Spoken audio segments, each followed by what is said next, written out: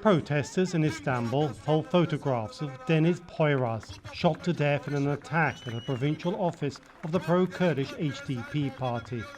At protests around the country, people from across the political spectrum express their outrage over Poyraz's killing. It is very alarming for all the people in the country.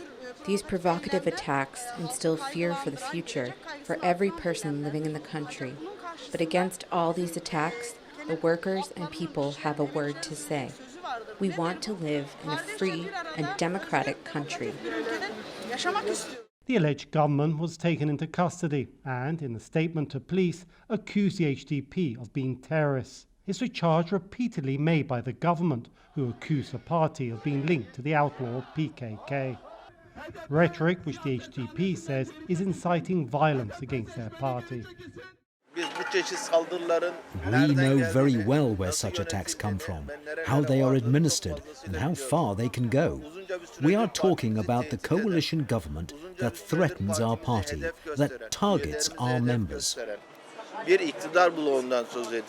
Turkish President Recep Tayyip Erdogan condemned Poyraz's killing 2 days after the attack. Human rights groups warn that Poyraz's slaying may not be the last if the leadership does not scale back its rhetoric.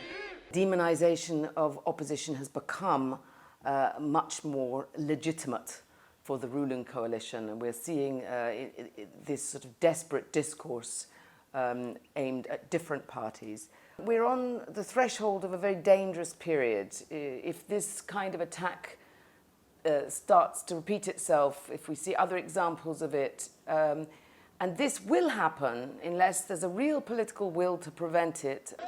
Erdogan and his supporters have used the label of terrorist supporters to describe all the opposition parties. Potential presidential challenger Meral Akşener of the İyi or Good Party was accosted by a government supporter who accused her of terrorism. The head of the main opposition in Istanbul, the CHP, regularly receives threats.